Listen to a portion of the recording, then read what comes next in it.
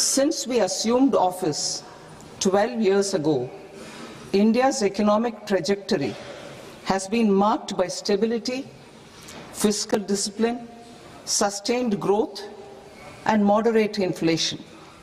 This is the result of conscious choices we have made, even in times heightened uncertainty and disruption.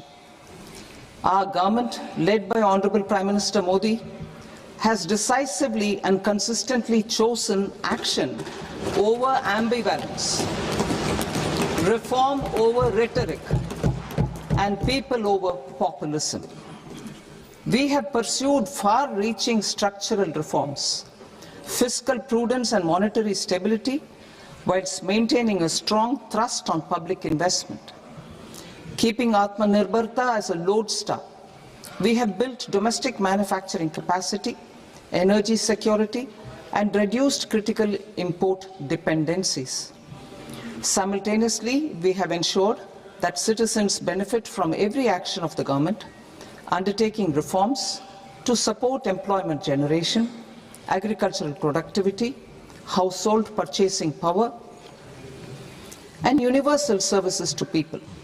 These measures have delivered a high growth rate of around 7% and helped us make substantial strides in poverty reduction and improvement in the lives of our people. Today, we face an external environment in which trade and multilateralism are imperiled and access to resources and supply chains are disrupted. New technologies are transforming production systems while sharply increasing demands on water, energy, and critical minerals. India will continue to take confident steps towards Vikasit Bharat, balancing ambition with inclusion. As a growing economy with expanding trade and capital needs, India must also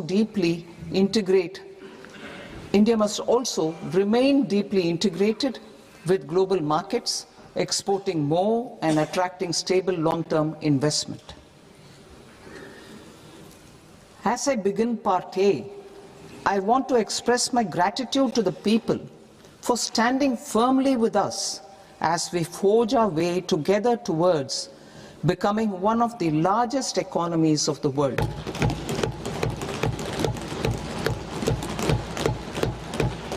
Our aim is to transform aspiration into achievement and potential into performance as we ensure that the dividends of growth reach every farmer, the scheduled caste, the scheduled tribes, the nomads, the youth, the poor, and the women. In Vikasit Bharat Young Leaders Dialogue 2026, several innovative ideas were shared with our Prime Minister, which have inspired many of the proposals, making this a unique Yuva Shakti-driven budget. Our government's sankalp is to focus on our poor, underprivileged, and the disadvantaged. To deliver on this sankalp, and given that this is the first budget prepared in Kartavya Bhavan, we are inspired by three Kartavya. Our first Kartavya is to accelerate and sustain economic growth by enhancing productivity and competitiveness and building resilience to volatile global dynamics. Our second Kartavya is to fulfill aspirations of our people and build their capacity, making them strong partners in India's path to prosperity. Our third Kartavya, aligned with our vision of Sabka Saath, Sabka Vikas, is to ensure that every family, community, region, and sector has access to resources, amenities, and opportunities for meaningful participation. This threefold approach requires a supportive ecosystem. The first requirement is to sustain the momentum of structural reforms, continuous, adaptive, and forward-looking. Second, a robust and resilient financial sector is central to mobilizing savings, allocating capital efficiently, and managing risks. Third, cutting-edge technologies, including AI applications, can serve us as force multipliers for better governance. Reform Express. Our government has undertaken comprehensive reforms towards creating employment, boosting productivity, and accelerating growth. After the Prime Minister's announcement on Independence Day in 2025, over 350 reforms have been rolled out. This includes GST simplification, notification of labor codes, and rationalization of mandatory quality control orders. High-level committees have been formed, and in parallel, the central government is working with the state governments on deregulation and reducing compliance requirements. The Reform Express is well on its way and will maintain its momentum to help us fulfill our kartavya. I now move to specific proposals. Under our first kartavya, to accelerate and sustain economic growth, I propose interventions in 6 areas. 1. Scaling up manufacturing in 7 strategic and frontier sectors. 2. Rejuvenating legacy industrial sectors. 3. Creating champion MSMEs. 4. Delivering a powerful push for infrastructure. 5. Ensuring long-term security and stability. And 6. Developing city economic regions. Scaling up of manufacturing in 7 strategic and frontier sectors. Biopharma Shakti, meaning biopharma strategy for health advancement through knowledge, technology, and innovation. India's disease burden is observed to be shifting towards non-communicable diseases like diabetes, cancer, and autoimmune disorders. Biologic medicines are key to longevity and quality of life at affordable costs. To develop India as a global biopharma manufacturing hub,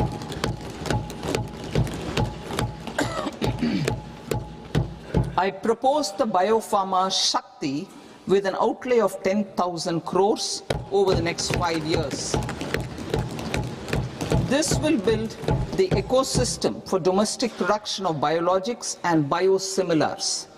The strategy will include a biopharma-focused network with 3 new national institutes of pharmaceutical education and research, popularly known as NIPERs, and upgrading 7 existing ones. It will also create a network of 1,000 accredited India clinical trials sites.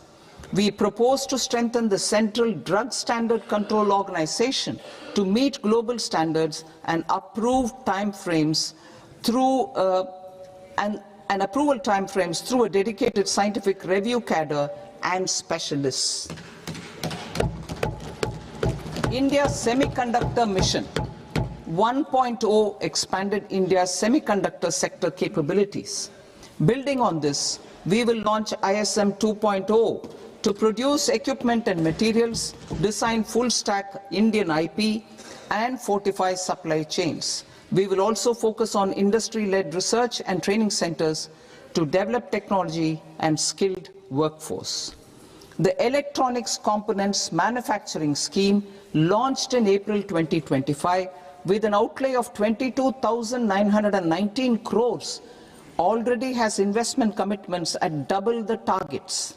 We propose to increase the outlay to 40,000 crores to capitalize on this momentum.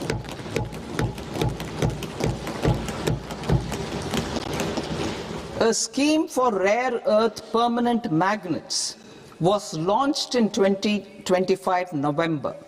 We now propose to support the mineral-rich states of Odisha, Kerala, Andhra Pradesh and Tamil Nadu to establish dedicated rare earth corridors to promote mining, processing, research and manufacturing.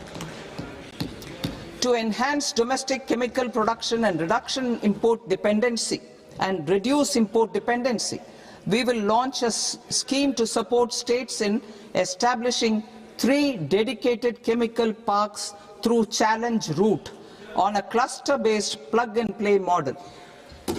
Strong capital goods.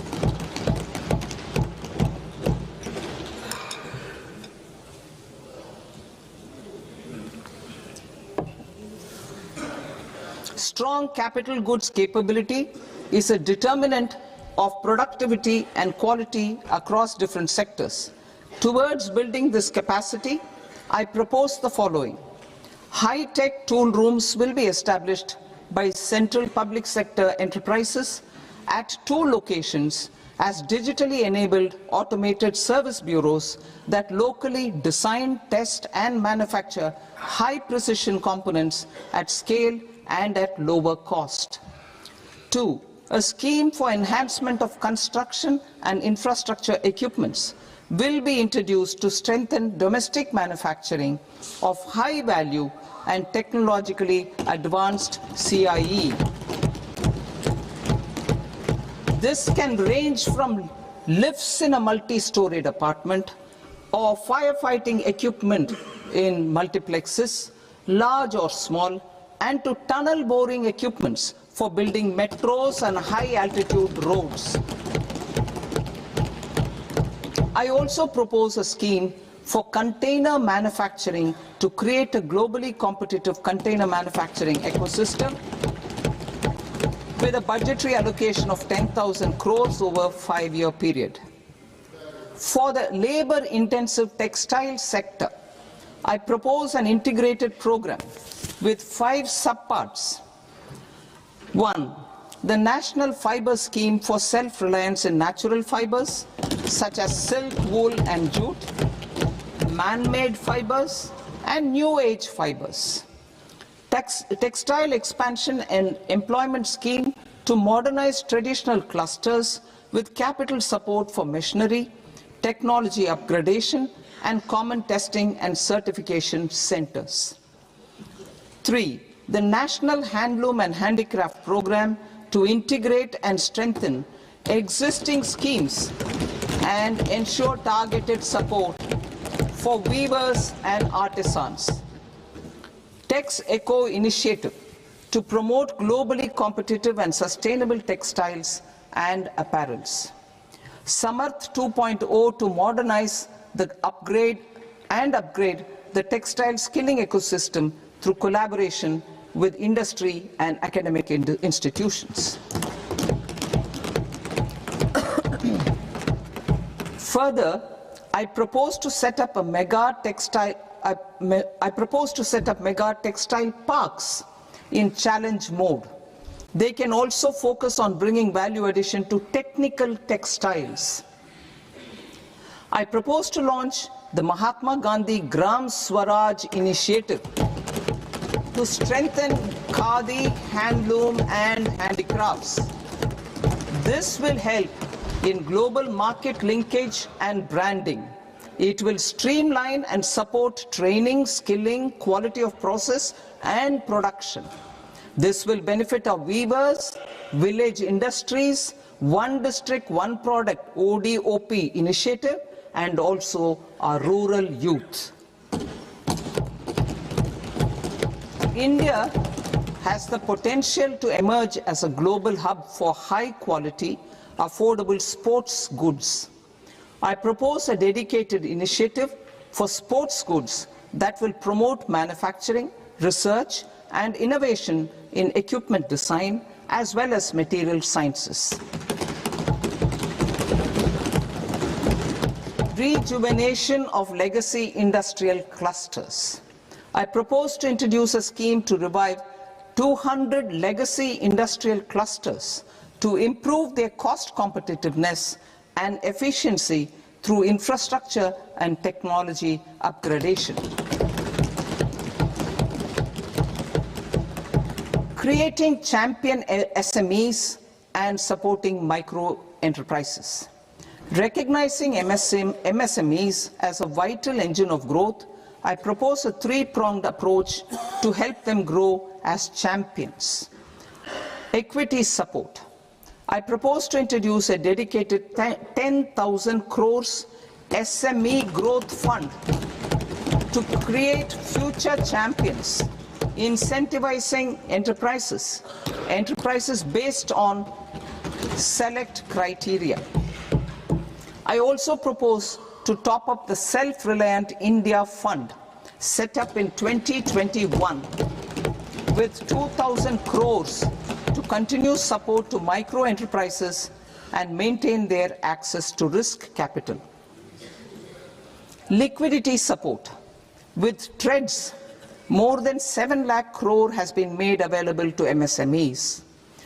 To leverage its full potential, I propose 4 measures. 1. Mandate TREDS as the transaction settlement platform for all purchases from MSMEs by CPSEs, serving as a benchmark for other corporates. 2. Introduce a credit guarantee support mechanism through CGT-MSE for invoice discounting on TREDS platform.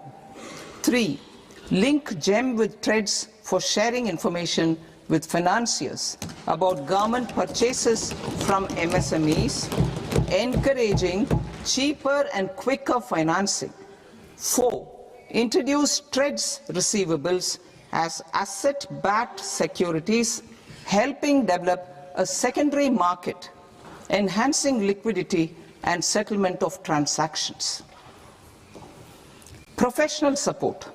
Government will facilitate professional institutions such as the ICAI, ICSI, ICMAI to design short-term modular courses and practical tools to develop a cadre of corporate mitras, especially in Tier 2 and Tier 3 towns.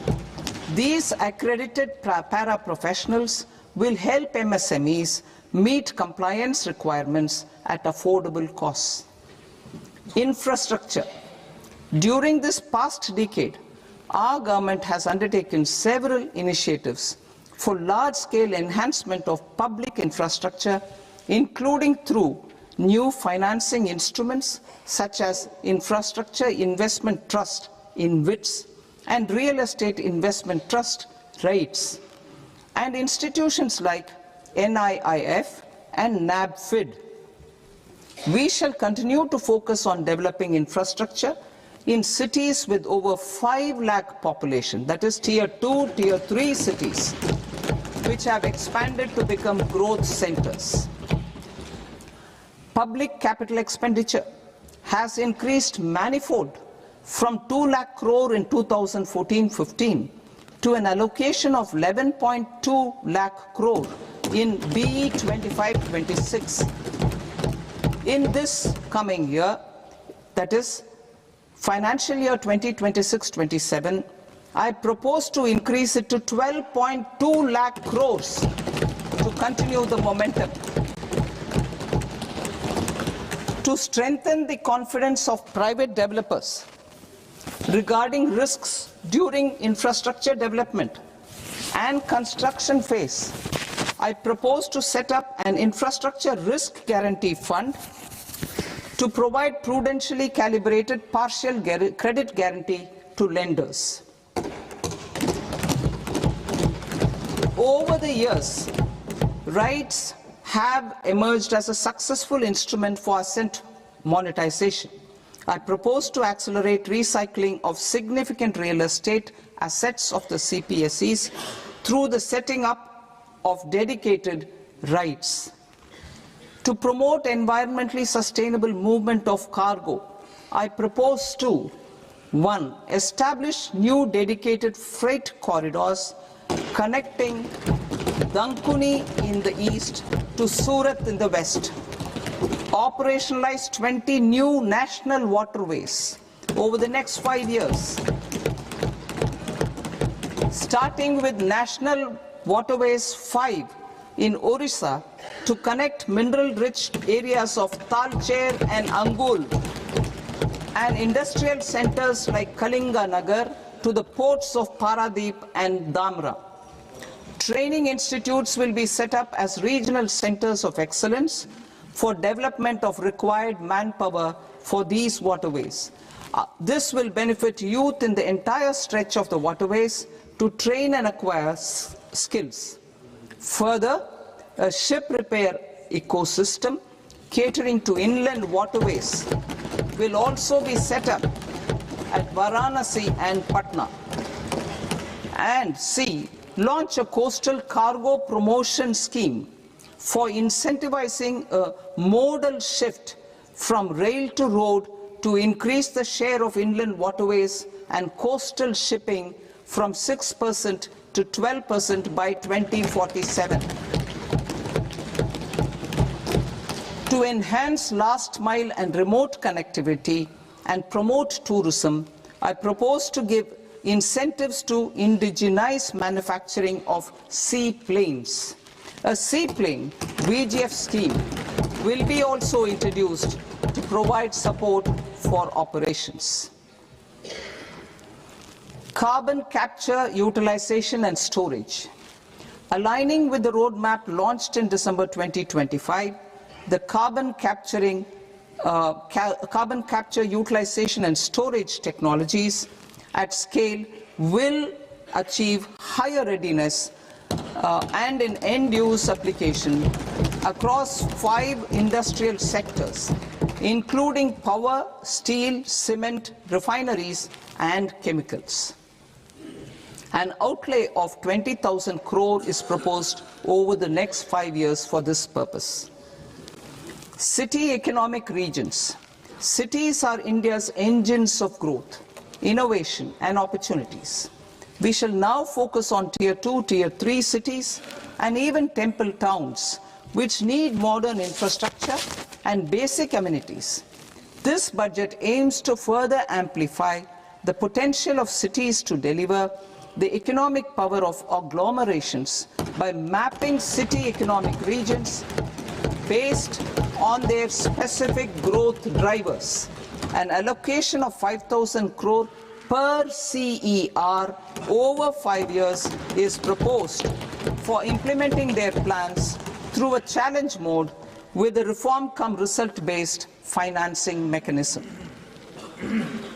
In order to promote environmentally sustainable passenger systems, we will develop 7 high-speed rail corridors between cities as growth connectors, namely Mumbai to Pune, Pune to Hyderabad, Hyderabad to Bengaluru, Hyderabad to Chennai, Chennai to Bengaluru, Delhi to Varanasi, Varanasi to Siliguri.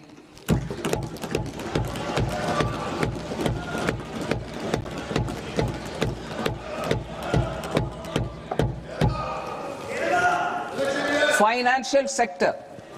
The Indian banking sector today is characterized by strong balance sheet, historic highs in profitability, improved asset quality, and coverage exceeding 98% of villages in the country. At this juncture, we are well placed to futuristically evaluate the measures needed to continue on the path of reform-led growth of this sector. I propose setting up a high-level committee on banking for Vikasit Bharat. High-level committee on banking for Vikasit Bharat to comprehensively review the sector and align it with India's next phase of growth, while safeguarding financial stability, inclusion, and consumer protection. The vision for NBFCs for Vikasit Bharat has been outlined with clear targets for credit disbursement and technology adoption in order to achieve scale and improve efficiency in the public sector NBFCs. As a first step, it is proposed to restructure the Power Finance Corporation and Rural Electrification Corporation. I propose a comprehensive review of the foreign exchange management non-debt instruments rules to create a more contemporary, user-friendly framework for foreign investments consistent with India's evolving economic priorities. Corporate bond market. I propose to introduce a market-making framework with suitable access to funds and derivatives on corporate bond indices. I also propose to introduce total return swaps on corporate bonds. Municipal bonds. To encourage the issuance of municipal bonds of higher value by larger cities, I propose an incentive of 100 crore rupees for a single bond issuance.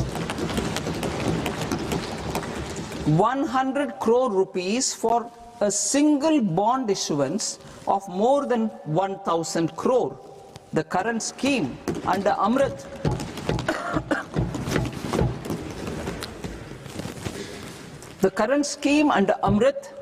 which incentivizes issuances up to 200 crores only, will also continue to support smaller and medium towns. That will also continue to support the smaller and medium towns. Ease of doing business. Individual persons resident outside India, PROI, will be permitted to invest in equity instruments of listed Indian companies through the portfolio investment scheme. It is also proposed to increase the investment limit for an individual PROI under the scheme from 5% to 10%, with an overall investment limit for all individual PROIs to 24% from the current 10%. Emerging technologies including AI. 21st century is technology driven. Adoption of technology is for the benefit of all people. Farmers in the field, women in STEM, youth keen to upskill, and Divyangjan to access newer opportunities. The government has taken several steps to support new technologies through AI Mission, National Quantum Mission, Anusandhan National Research Fund, and Research and Development and Innovation Fund. Our second kartavya is to fulfill aspirations and build capacities. Close to 25 crore individuals have come out of multi-dimensional poverty through a decade of our government's sustained and reform-oriented efforts.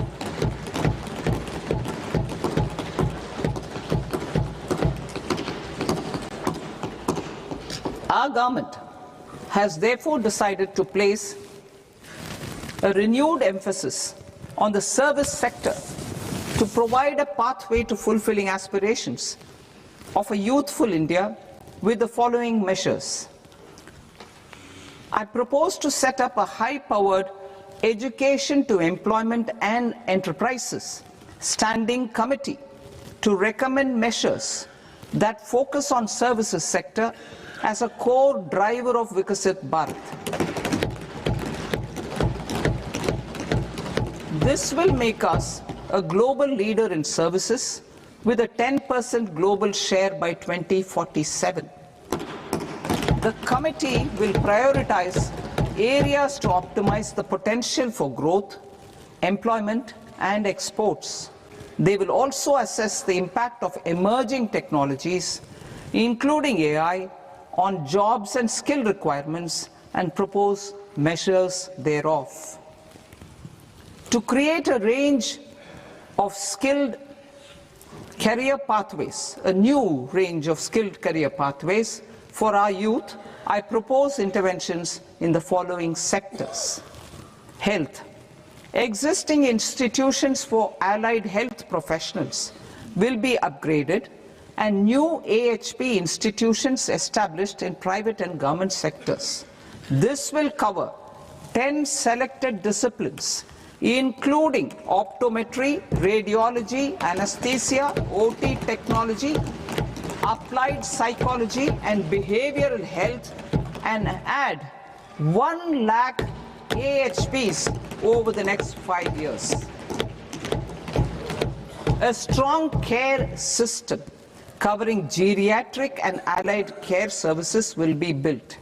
A variety of NSQF-aligned programs will be developed to train multi-skilled caregivers, combining core care and allied skills such as wellness, yoga, and operation of medical assistive devices.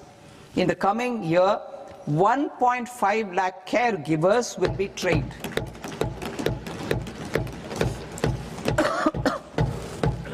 Hubs for medical value tourism. To promote India as a hub for medical tourism services, I propose to launch a scheme to support states in establishing 5 regional medical hubs in partnership with the private sector. These hubs will serve as integrated healthcare complexes that combine medical, educational and research facilities. They will have Ayush centers, medical value tourism facilitation centers, and infrastructure for diagnostics, post-care and rehabilitation. These hubs will provide diverse opportunities, job opportunities for health professionals, including doctors and AHPs. Ancient Indian yoga, already respected in several parts of the world, was given a mass global recognition when Honorable Prime Minister took it to the UN. Post-COVID, Ayurveda gained a similar global acceptance and recognition. Exporting quality Ayurveda products helps farmers who grow the herbs and youth who process the products. To meet growing global demand, a few more steps are being taken. I propose to 1. Set up 3 new All India Institutes of Ayurveda. 2. Upgrade Ayush pharmacies and drug testing labs for higher standards of certification ecosystem and make available more skilled personnel. 3. Upgrade the WHO Global Traditional Medicine Center in Jamnagar to bolster evidence-based research, training and awareness for traditional medicine. Animal husbandry. Livestock contributes to close to 16% of farm income, including of poor and marginal households. To scale up availability of veterinary professionals by more than 20,000, I propose to roll out a loan-linked capital subsidy support scheme for establishment of veterinary and para-veterinary colleges, veterinary hospitals, diagnostic laboratories, and breeding facilities in private sector. Collaboration between Indian and foreign institutions will also be facilitated. Orange economy. India's animation, visual effects, gaming and comics sector, ABGC sector, is a growing industry projected to require 2 million professionals by 2030. I propose to support the Indian Institute of Creative Technologies, Mumbai, in setting up ABGC content creator labs in 15,000 secondary schools all over the country and 500 colleges. The Indian design industry is expanding rapidly, and yet there is a shortage of Indian designers. I propose to establish, through Challenge Route, a new National Institute of Design to boost design education and development in the eastern region of India. Education. Our government will support states through Challenge Route in creating 5 university townships in the vicinity of major industrial and logistics corridors. These planned academic zones will host multiple universities, colleges and research institutions, skill centers and residential complexes. In higher education, STEM institutions, prolonged hours of study and laboratory work pose some challenges for girl students. Through VGF, Viability Gap Funding and capital support, one girls' hostel will be established in every district.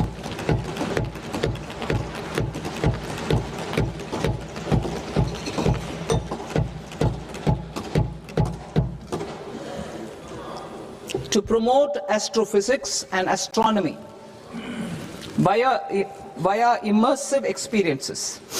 4 telescope infrastructure facilities will be set up or upgraded. The National Large Solar Telescope, the National Large Optical Infrared Telescope, the Himalayan Chandra Telescope, and the Cosmos 2 Planetarium. Tourism.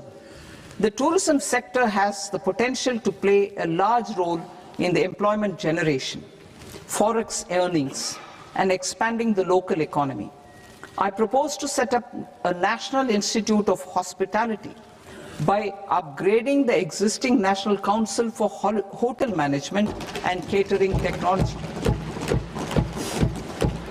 It will function as a bridge between academia, industry, and government.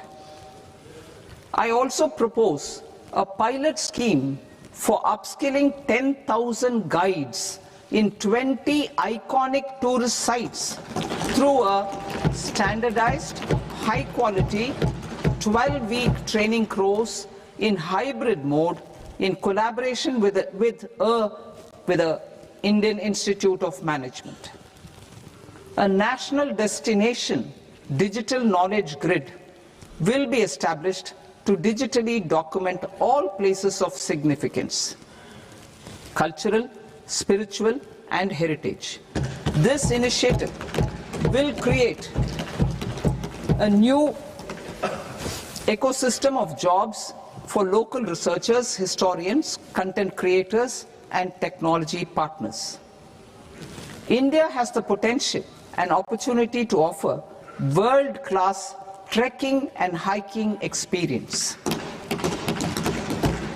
We will develop ecologically sustainable mountain trails in Himachal Pradesh, Uttarakhand, and Jammu Kashmir.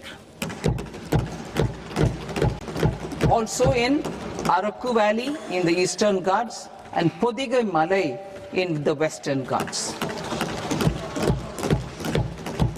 Turtle trails along key nesting sites in the coastal areas of Odisha, Karnataka and Kerala. And 3 bird watching trails along the Pulikat Lake in Andhra Pradesh, Tamil Nadu. It's on the border. Under the visionary leadership of Honorable Prime Minister, we established the International Big Cat Alliance in 2024.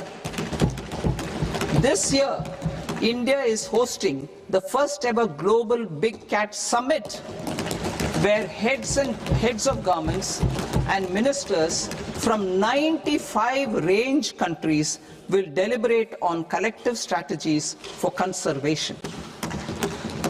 Heritage and culture tourism. I propose to develop 15 archaeological sites, including Lothal, Dholavira, Rakhi Gadi, Adichanallur, Saranath, Hastinapur, and Leh Palace into vibrant experiential cultural destinations.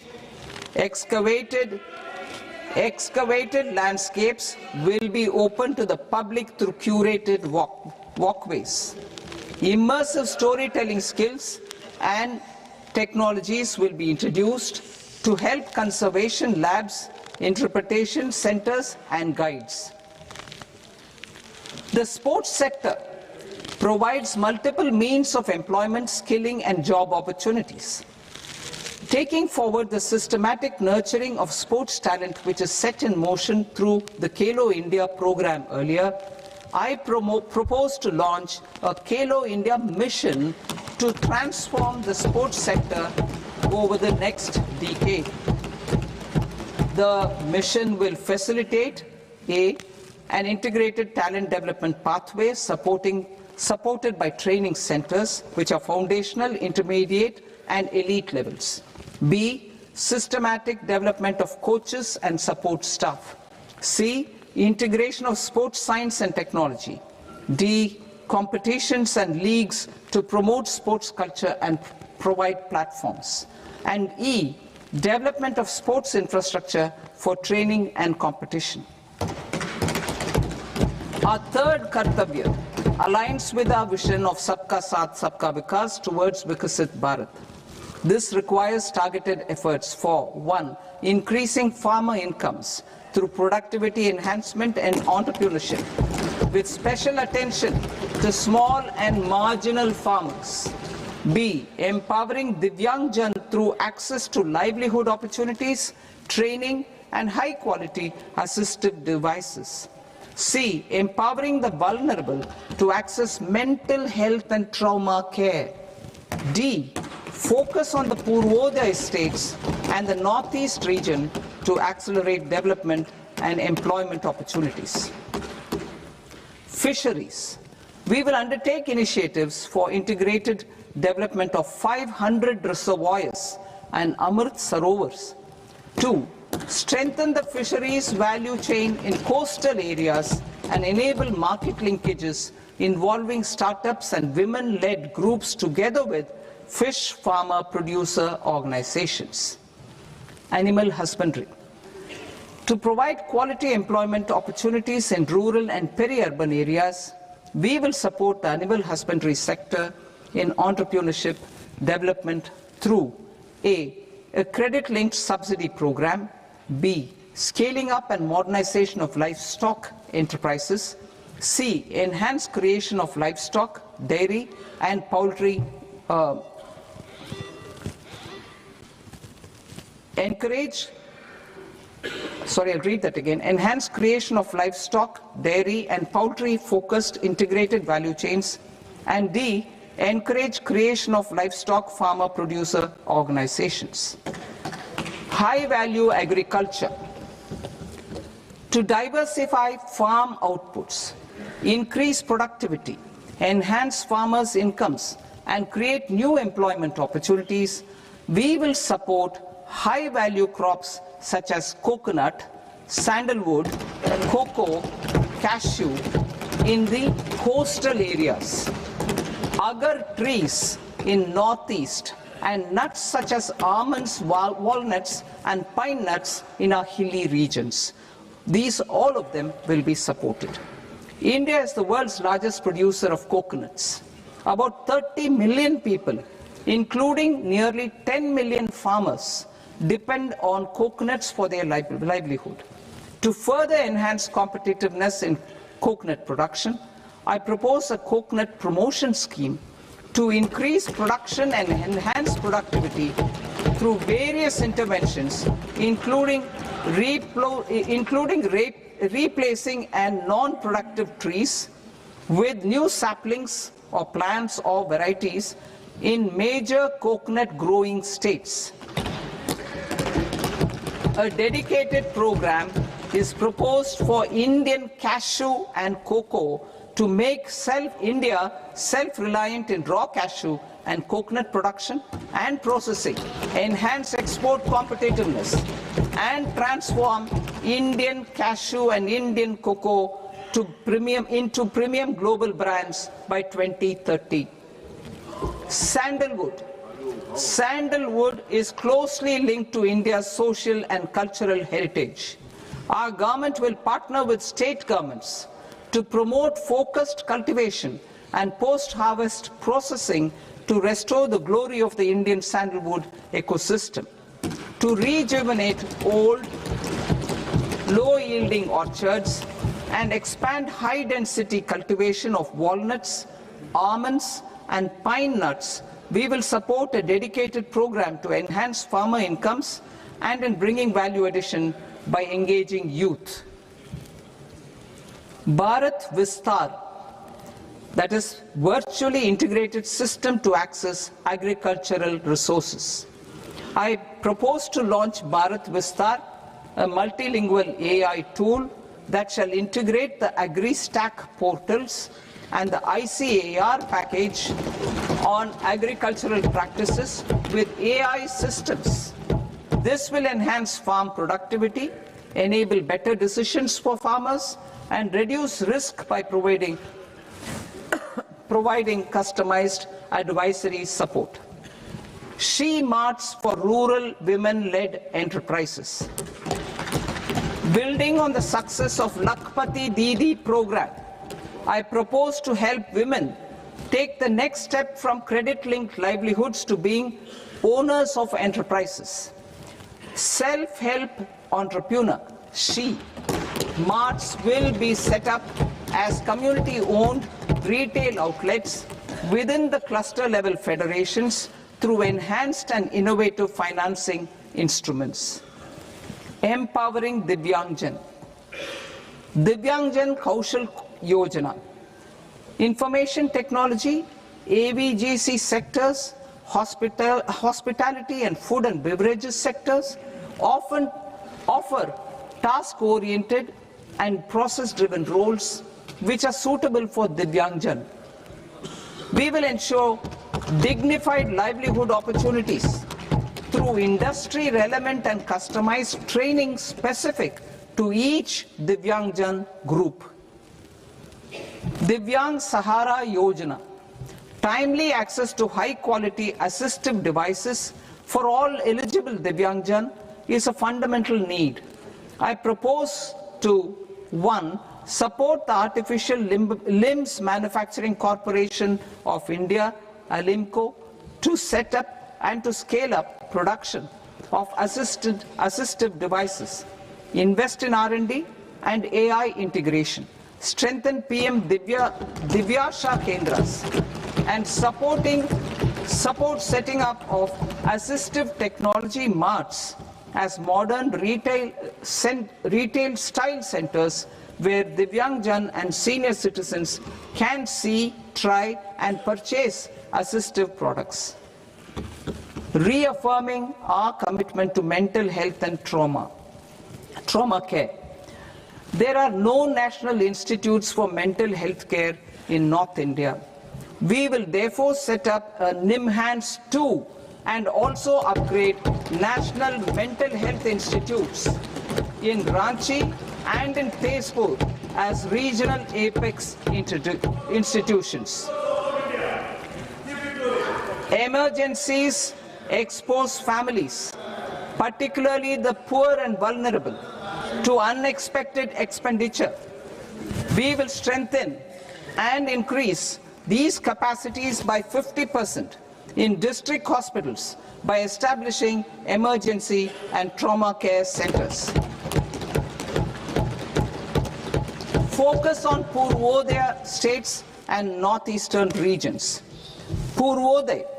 I propose the development of an integrated East Coast industrial corridor with a well-connected node at Durgapur, creation of 5 tourism destinations in 5 Purvodaya states, and the provision of 4,000 e-buses. Buddhist sites in northeastern region. The northeastern region is a civilizational confluence of Theravada and Mahayana or Vajrayana traditions. I propose to launch a scheme for development of Buddhist circuits in Arunachal Pradesh, Sikkim, Assam, Manipur, Mizoram and Tripura. The scheme will cover preservation of temples and monasteries, pilgrimage interpretation centers, connectivity and pilgrim amenities. 16th Finance Commission. On 17th November 2025, the 16th Finance Commission submitted its report to the President. As mandated under Article 281 of the Constitution, the government is to lay the report along with the explanatory memorandum on the action taken report on the recommendations of the Commission in Parliament which, Sir, Honourable Speaker, you've allowed me to do at the commencement of this session. The government has accepted the recommendation of the Commission to retain the vertical share of devolution at 41%. As recommended by the Commission, I have provided 1.4 lakh crores of rupees to the states for the year 2026-2027 as Finance Commission grants. These include rural and urban local body and disaster management grants. Fiscal consolidation.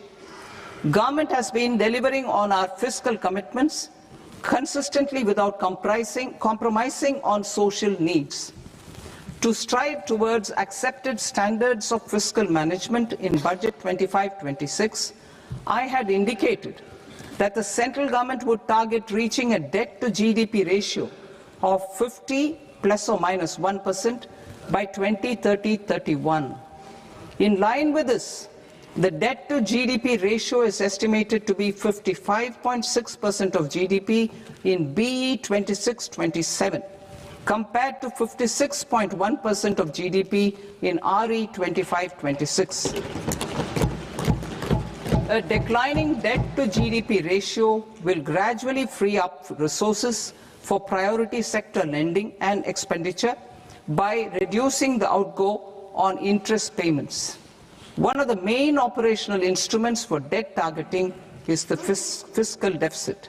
I am happy to inform this august House that I fulfilled my commitment made in 2021-2022 to reduce fiscal deficit below 4.5% of GDP by 25-26.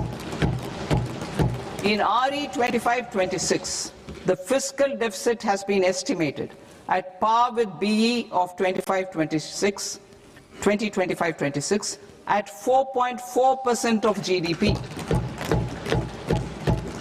In line with the new fiscal prudence path of debt consolidation, the fiscal deficit in BE 26-27 is estimated to be 4.3% of the GDP.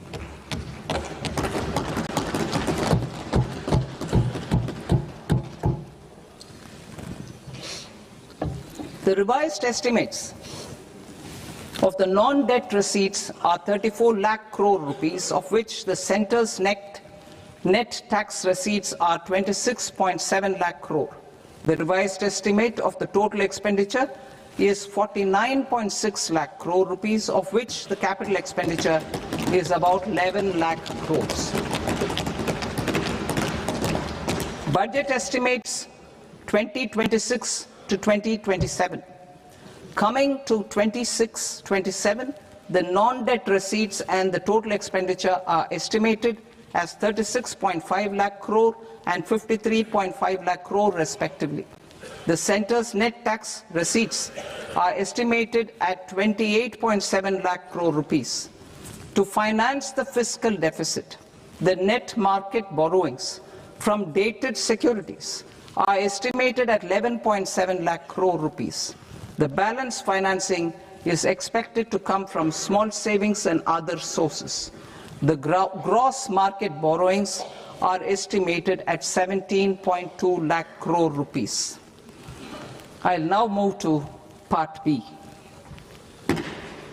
Part B, direct taxes.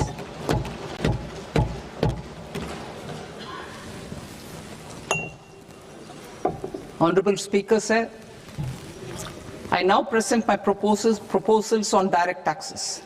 New Income Tax Act. In July 2024, I announced a comprehensive review of the Income Tax Act 1961.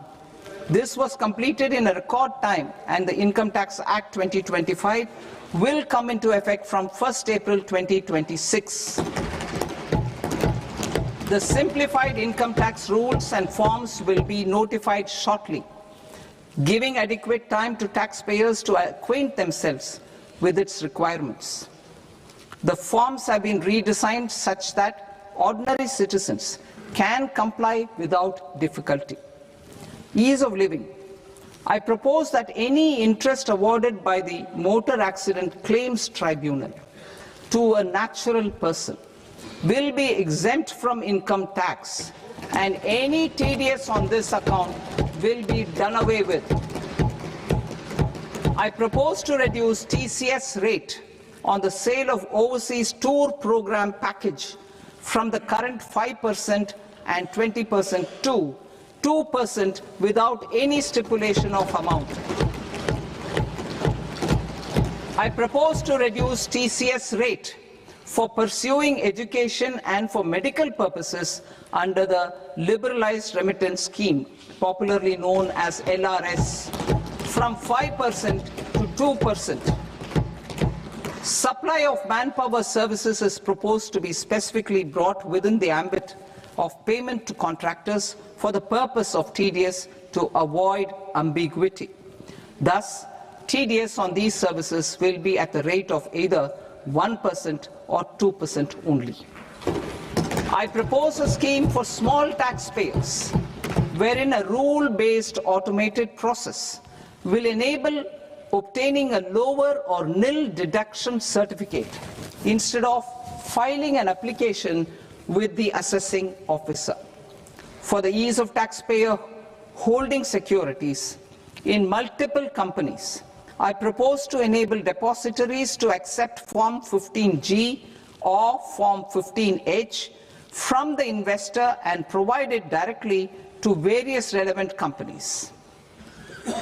I propose to extend time available for revising returns from 31st December to up to 31st March with the payment of a nominal fee.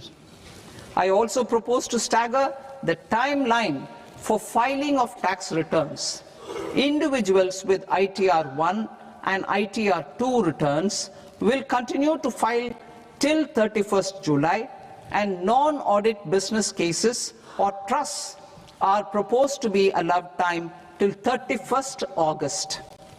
TDS on sale of immovable property by a non-resident is proposed to be deducted and deposited through resident buyers and his or her PAN-based challan instead of requiring a TAN, which is a temporary accounting number. To address practical issues of small taxpayers like students, young professionals, tech employees, relocated NRIs, and such others, I propose to introduce a one-time 6-month foreign asset disclosure scheme for these taxpayers to disclose income or assets below a certain size. This scheme would be applicable for two categories of taxpayers, namely A, who did not disclose their overseas income or assets, and B, who disclosed their overseas income and or paid due tax but could not declare the asset acquired. For category A, the limit of undisclosed income or asset is proposed to be up to 1 crore rupees. They need to pay 30% of fair market value of asset or 30% of undisclosed income as tax and 30% as additional income tax in lieu of penalty, and would thereby get immunity from prosecution. For category B, asset value is proposed to be up to 5 crore rupees. Here, immunity from both penalty and prosecution will be available with a payment of fee of 1 lakh rupees. Rationalizing penalty and prosecution. Multiplicity of proceedings are hindrance to the ease of doing business. I propose to integrate assessment and penalty proceedings by way of a common order for both. There will be no interest liability on the taxpayer on the penalty amount for the period of appeal before the first appellate authority, irrespective of the outcome of appeal process. Further, quantum of prepayment is being reduced from 20% to 10% and will continue to be calculated only on core tax demand. As an additional measure for reducing litigation, I propose to allow taxpayers to up to to update their returns even after reassessment proceedings have been initiated, and an additional 10% tax rate over and above the rate applicable for the relevant year. The assessing officer will then use only this updated return in his proceedings. There is already a framework for immunity from penalty and prosecution in the cases of underreporting. I propose to apply this framework for immunity to misreporting too. However, in such a case, the taxpayer will need to pay 100% of the tax amount as an additional income tax over and above the tax and interest due.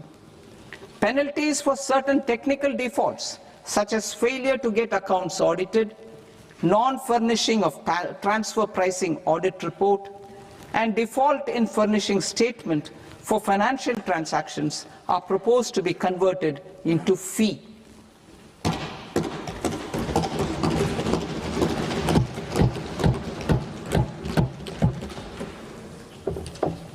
I propose to rationalize prosecution framework under Income Tax Act while maintaining a careful balance for deterrence in some serious offence. Non-production of books of account and documents and requirement of TDS payment where payment is made in kind are being decriminalized. Further, minor offences will attract fine only. The remaining prosecutions will be graded commensurate with the quantum of offence. They will entail only simple imprisonment with maximum imprisonment reduced to 2 years and power to courts to convert even those into fines. There is no penalty. There is no penalty presently for non-disclosure of non-immovable foreign assets with aggregate value less than 20 lakh rupees. I propose to also provide them with immunity from prosecution with retrospective effect from 1/10/2024.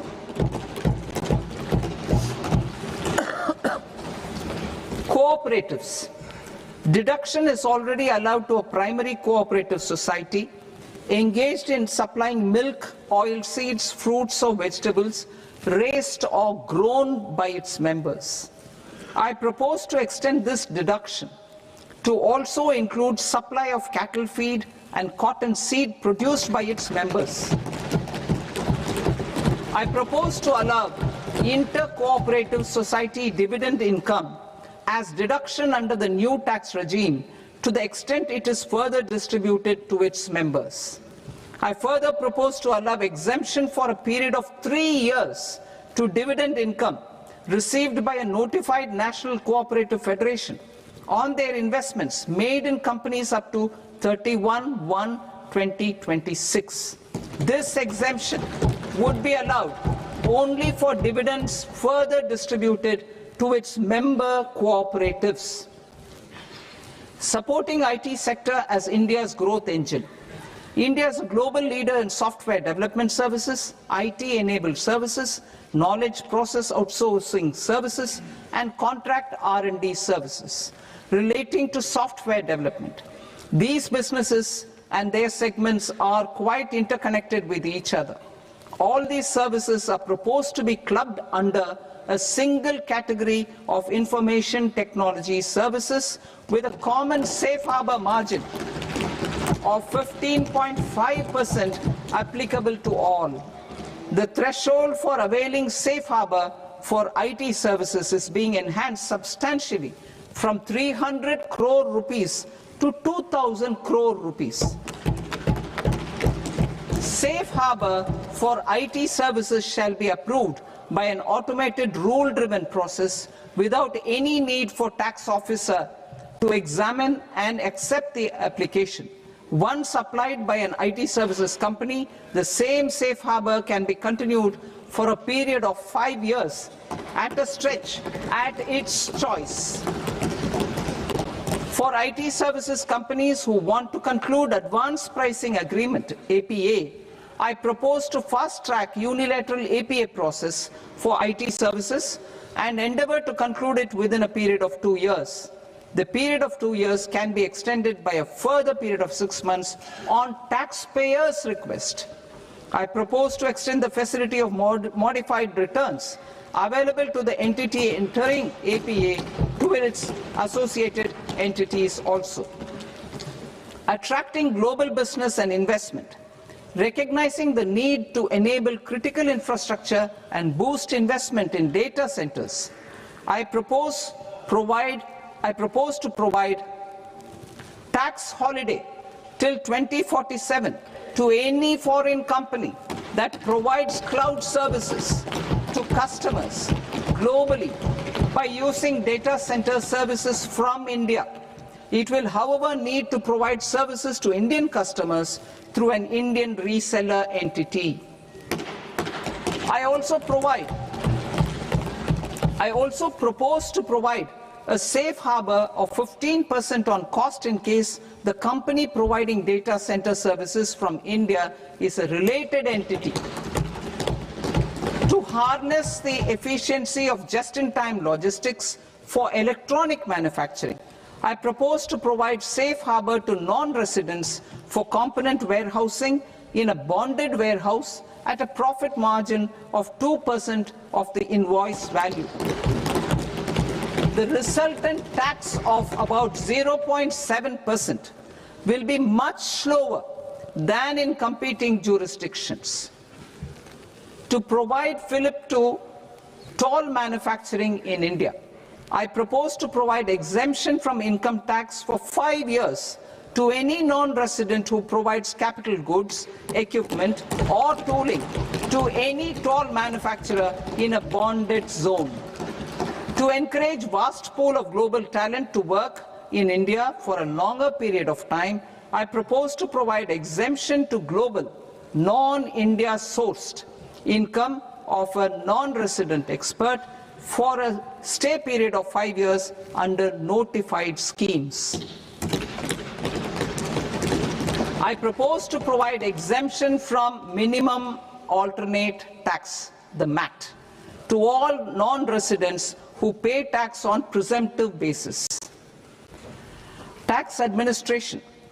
I propose to constitute a joint committee of Ministry of Corporate Affairs and Central Board of Direct Taxes for incorporating the requirements of income computation and disclosure standards, the ICDS, in the Indian Accounting Standards Ind AS itself. Separate accounting requirement based on ICDS will be done away with from the tax year 27-28. To support Prime Minister Modi's vision of homegrown accounting and advisory firms to become global leaders, I propose to rationalize the definition of accountant for the purposes of safe harbor rules. Other tax proposals. Change in taxation of buyback was brought in to address the improper use of buyback route by promoters. In the interest of minority shareholders, I propose to tax buyback for all types of shareholders as capital gains. However, to disincentivize misuse of tax arbitrage, promoters will pay an additional buyback tax. This will make effective tax 22% for corporate promoters. For non-corporate promoters, the effective tax will be 30%. TCS rate for sellers of specific goods, namely alcoholic liquor, scrap and minerals, will be rationalized to 2%, and that on tendu leaves will be reduced from 5% to 2%. I propose to raise the STT on futures to 0.05% from the present 0.02%. STT on options premium and exercise of options are both proposed to be raised to 0.15% from the present rate of 0.1% and 0.125% respectively. We reformed the taxation landscape for corporates in 2019 by providing them a simplified regime with lower tax rate so that they could productively focus on business rather than on claim of deductions and exemptions. To encourage companies to shift to the new regime, set off of brought forward MAT credit, minimum alternate tax credit, is proposed to be allowed to companies only in the new regime. Set off using available MAT credit is proposed to be allowed to an extent of 1/4 of the tax liability in the new regime. MAT is proposed to be made final tax, so there will be no further credit accumulation from 1st April 2026. In line with this change, the rate of final tax is being reduced to 14% from the current MAT rate of 15%. The brought forward MAT credit of taxpayers accumulated till 30th March 2026 will continue to be available to them for set-off as above. Indirect taxes. I shall now take up proposals related to indirect taxes. My proposals for customs and central excise aim to further simplify the tariff structure, support domestic manufacturing, promote export competitiveness, and correct inversion in duty. To continue weeding out long continuing customs duty exemptions, I propose to remove certain exemptions on items which are being manufactured in India or where the imports are negligible. Similarly, to further simplify the process of ascertaining the rate of duty applicable on a particular item, I propose to incorporate certain effective rates in various customs notifications to the tariff schedule itself. I shall now take up sector-specific proposals. Promotion of exports of marine, leather, and textile products. I propose to increase the limit for duty-free imports of specified inputs used for processing seafoods for export from the current 1% to 3% of FOB value of the previous year's export turnover. I also propose to allow duty-free imports of specified inputs, which is currently available for exports of leather or synthetic footwear, to exports of shoe uppers as well. I propose to extend the time period for export of final product from the existing 6 months to 1 year for exporters of leather or textile garments, leather or synthetic footwear, and other leather products. Energy transition and security. I propose to extend the basic customs duty exemption given to capital goods used for manufacturing lithium-ion cells for batteries to those used for manufacturing lithium-ion cells for battery energy storage systems also.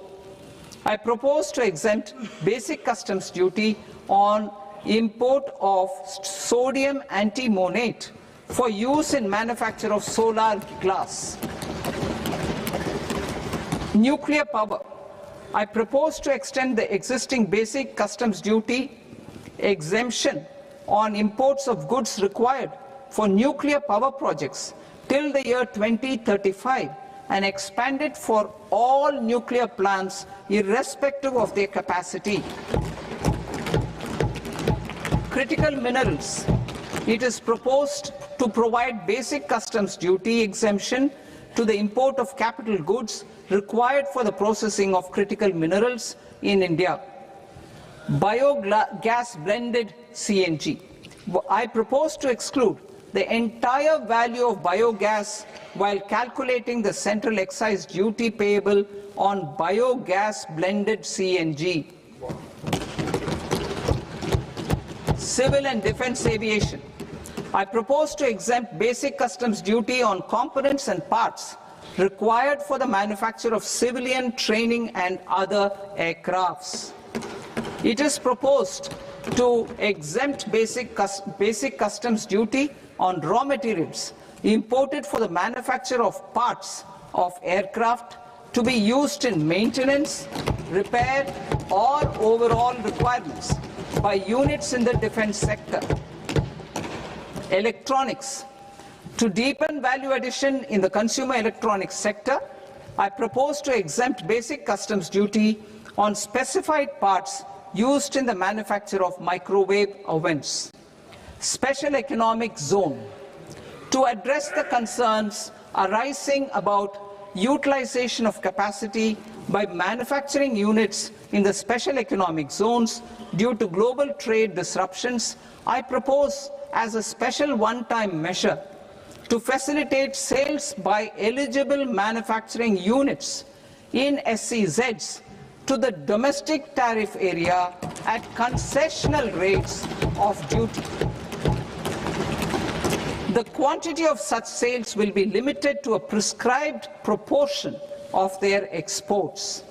Necessary regulatory changes will be undertaken to operationalize the measures while ensuring level playing field for the units working in the DTA. Ease of living. To rationalize the customs duty structure for goods imported for personal use, I propose to reduce the tariff rate on all dutiable goods imported for personal use from 20% to 10%. To provide relief to patients, particularly those suffering from cancer, I propose to exempt basic customs duty on 17 drugs or medicines. I propose also to add 7 more rare diseases for the purposes of exempting import duties on personal imports of drugs, medicines, and food for special medical purposes used in their treatment. Customs process. India's role and share in the global trade is poised for a major leap in line with our ambition and journey towards Vikasit Bharat. In this regard, I propose many measures for custom processes to have minimal intervention for smoother and faster movement of goods and greater certainty to the trade. Trust-based systems. I propose to enhance duty deferral period for Tier 2 and Tier 3 authorized economic operators, known as AEOs, from 15 days to 30 days. I propose to provide eligible manufacturer importers the same duty deferral facility. This should encourage them to get themselves accredited as a full-fledged Tier 3 AEO in due course.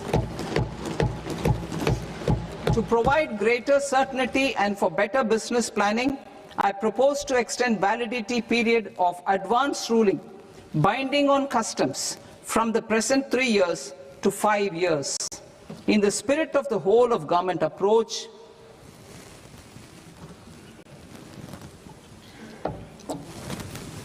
government agencies will be encouraged to leverage AEO accreditation for preferential treatment in clearing their cargo. Regular importers with trusted long-standing supply chains will be recognized in the risk system so that the need for verification of their cargo every time can be minimized. Export cargo using electronic sealing. Export cargo using electronic sealing will be provided through clearance from the factory premises to the ship. For import of goods not needing any compliance, filing of bill of entry by a trusted importer and arrival of goods will automatically notify customs for completing their clearance formalities. This will enable goods to be released immediately on arrival. The customs warehouse framework will be transformed into a warehouse operator-centric system with a self-declarations, electronic tracking, and risk-based audit. These reforms will move away from the current system of officer-dependent approvals and reduce transaction delays and compliance costs. Ease of doing business. Approvals required for cargo clearance from various government agencies will be seamlessly processed through a single and interconnected digital window by the end of the financial year. Processes involved in clearance of food, drugs, plant and animal and wildlife products, accounting for about 70% of interdicted cargo, will be operationalized on this system by April 2026 itself. For goods not having any compliance requirement, clearance will be done by customs immediately after online registration is completed by the importer, subject to the payment of duty. Customs integrated system will be rolled out in 2 years as a single integrated and scalable platform for all customs processes. Utilization of non-intrusive scanning with advanced imaging and AI technology for risk assessment will be expanded in a phased manner with the objective to scan every container across all the major ports. New export opportunities to support Indian fishermen to fully harness the economic value of marine resources beyond our territorial waters. The following measures will be taken. A. Fish catch by an Indian fishing vessel in exclusive economic zone or on the high seas will be made free of duty. Landing of such fish on foreign port will be treated as export of goods. Safeguards will be put in place to prevent misuse during fish catch, transit or transshipment. To support aspirations of India's small businesses, artisans and startups to access global markets through e-commerce, I am pleased to announce complete removal of the current value cap of 10 lakh rupees per consignment on courier exports. In addition, handling of rejected and returned consignments will be improved with effective use of technology for identifying such consignments. I propose to revise provisions governing baggage clearance during international travel to address genuine concerns of passengers. The revised rules will enhance duty-free allowances in line with the present-day travel realities and provide clarity in temporary carriage of goods brought in or taken out. There are honest taxpayers who are willing to settle disputes by paying all their dues, but they get deterred due to negative connotation associated with penalty. They will now be able to close cases by paying an additional amount in lieu of penalty. Honorable Speaker, sir, with this I commend the budget to this august House. Jai Hind.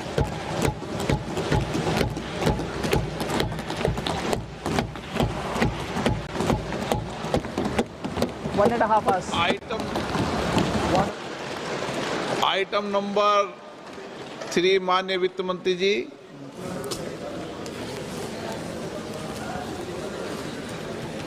Item number 2, sir. 3. Sir, with your permission, I rise to lay on the table of the following statements under Section 3(1) of the Fiscal Responsibility and Budget Management Act of 2003. Medium-term fiscal policy cum fiscal policy strategy statement and macroeconomic framework statement. Item number 4, माननीय वित्त मंत्री जी. Sir, with your permission, I move for leave to introduce the Finance Bill 2026. प्रश्न ये कि विधेयक को पुनर्स्थापित करने की अनुमति प्रदान की जाए. जो सदस्य इस पक्ष में हाँ गए, जो सदस्य विरोध में ना गए, मेरे विचार में निर्णय हाँ वालों के पक्ष में हाँ वालों के पक्ष में अनुमति प्रदान की जाती है. माननीय मंत्री जी, अब विधेयक पूरे स्थापित करें. Sir, I introduce the bill. माननीय सदस्य, आपको सूचित किया जाता है कि माननीय वित्त मंत्री जी के बजट भाषण की कॉपी पब्लिकेशन काउंटर पर ली जाती है. बजट भाषण और बजट से संबंधित दस्तावेज आपके मोबाइल फोन और मेंबर पोर्टल्स पर ही उपलब्ध है। सभा की कार्रवाई कल सोमवार दिनांक 2 फरवरी 2026 को प्राप्त 11 बजे तक के लिए स्थगित की जाती है।